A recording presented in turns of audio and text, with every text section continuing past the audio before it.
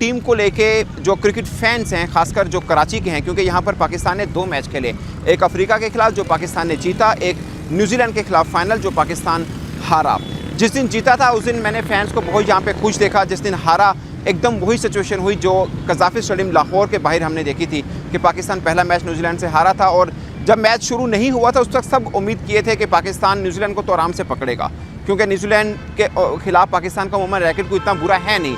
मगर मुझे लगता है कि न्यूजीलैंड एक के बेस्ट कॉम्बिनेशन के साथ ये चैंपियंस ट्रॉफी के अंदर आई है और शायद अच्छी टीमों में वही टीम है जिसका कोई डिस्टर्ब नहीं है, कोई फिटनेस का, कोई इंजरी का कोई प्रॉब्लम है नहीं है। पाकिस्तान उस दिन मैच हारा और अब पाकिस्तान फाइनल जब मैच हारा तो फैंस थोड़े से मतलब हम होस्ट कर रहे हैं चैंपियंस ट्रॉफी को 29 बरस के बाद, एक जो मिलता है फैंस को किक मिलती है कि पाकिस्तान टीम फेवरेट वाले लूप में हो, वो है नहीं इस वक्त फैंस के अकॉर्डिंग।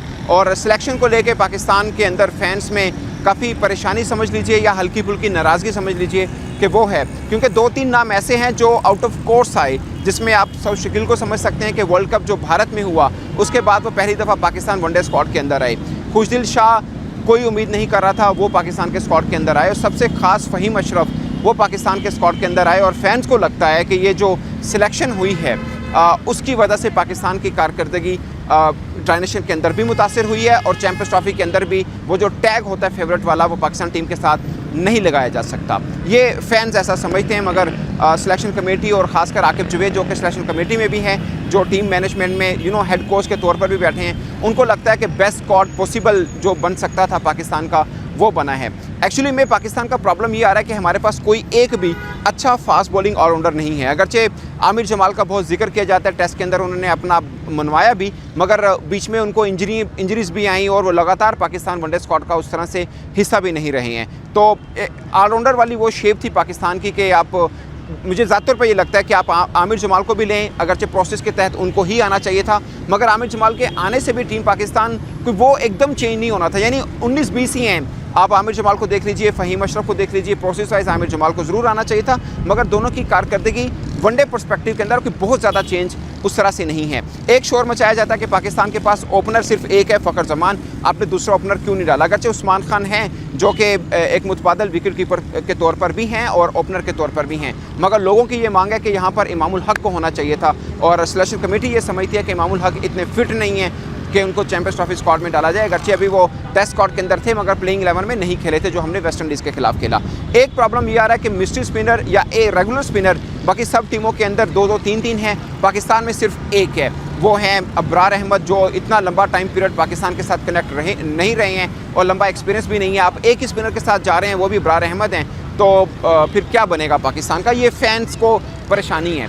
बट उसका जवाब भी ये है कि आपके पास स्पिनर्स की ऑप्शन ज़रूर है, मगर कोई एक ऐसा ऊंचे कद का नहीं है, कोई ऐसा हैवी वेट नहीं है जिस पे आप ये शोर मचाएं कि ये क्यों नहीं है। मिसाल के तौर पर सुफियान मुकीम की बात की जाती है कि उनको शामिल होना चाहिए। सुफियान मुकीम भी रेगुलर नहीं रहे हैं पूरे 1 साल से वनडे स्क्वाड के अंदर।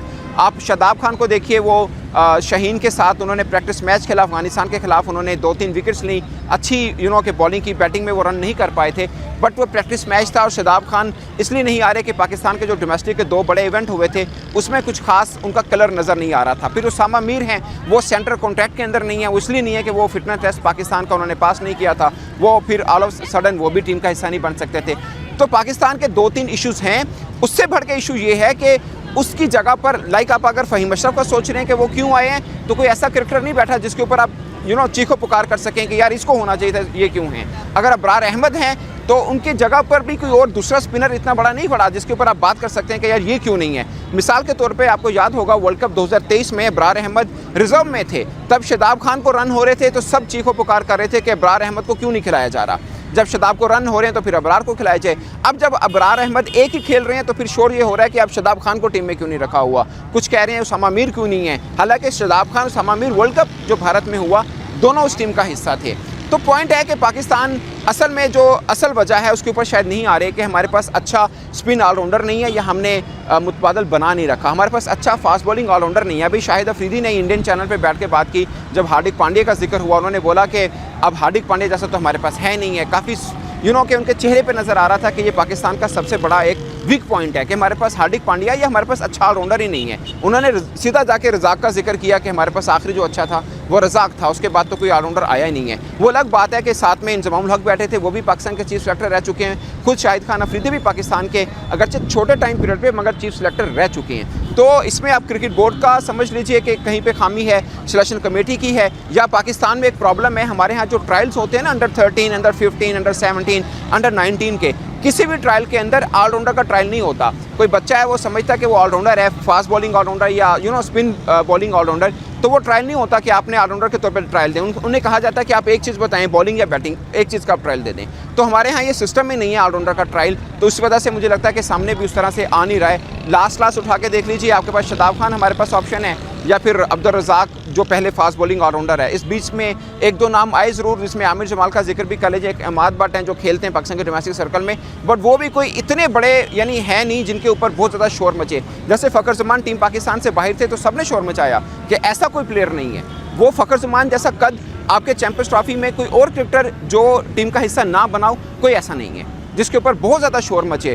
तो पॉइंट इज़ कि पाकिस्तान का क्रिकेट टैलेंट जो है, अब इसको मुझे भी ज़्यादा तौर पे लगता है वसीम जूनियर होने चाहिए थे, जिन्होंने वर्ल्ड कप में थोड़ी बेहतर बॉलिंग की थी। मगर ये कह दिया जाए कि वसीम जूनियर के आने से क्या पाकिस्तान टीम एकदम चेंज हो जाएगी, तो शायद नहीं। बट ज़ाती तौर पर मुझे लगता है कि वसीम जूनियर के आने से पाकिस्तान का डेथ ओवर का थोड़ा सा मसला हल होता है और थोड़ी बहुत वो बैटिंग भी कर लेते हैं। मिसाल के तौर पर वसीम जूनियर का बैटिंग एवरेज 11 का है शायद, मगर फ़हीम अशरफ का 10 का है।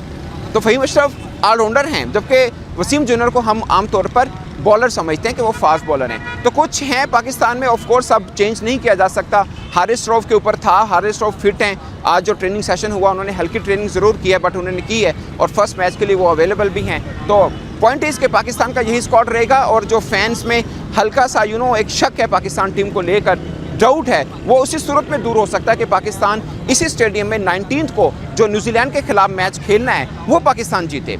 अगर पाकिस्तान वो मैच जीतता है तो एक उड़ान बनेगी और शायद चैंपियंस ट्रॉफी के लिए बहुत बेहतर होगा, क्योंकि चैंपियंस ट्रॉफी का सबसे बड़ा मैच जो पाकिस्तान और भारत के साथ होने 23 को दुबई के अंदर, उसमें कुछ जान पड़ेगी। अगर पाकिस्तान ये मैच हार जाता है, 19-20 हो जाता है न्यूजीलैंड वाला मैच, तो मुझे लगता है कि फिर उस मैच में भी इतना मज़ा नहीं रहेगा कि हम सभी को पता है कि इस चैंपियंस ट्रॉफी में सबसे तगड़ा स्क्वाड इंडिया का है। टू सम एक्सटेंट आप न्यूजीलैंड का भी कह सकते हैं, बट अगर न्यूजीलैंड से हम तीसरा मैच हार जाते हैं, क्योंकि 2 मैच हम हार गए हैं, अगर चैंपियंस ट्रॉफी का पहला मैच भी हम हार जाते हैं तो कुल मिला के 3 मैच हम हारे हैं, तो फिर क्या उम्मीद रखनी चाहिए कि हम इंडिया को भी हरा सकते हैं या नहीं हरा सकते। तो at the moment Pakistan team को लेकर फैंस क्या सोच रहे हैं, एनवायरनमेंट तो खैर बहुत ज़बरदस्त बना हुआ है कि पाकिस्तान में 29 ईयर के बाद कोई बड़ा ICC का इवेंट पाकिस्तान को मिला है। एनवायरनमेंट बहुत ज़्यादा है, फैंस में एक्साइटमेंट बहुत ज़्यादा है।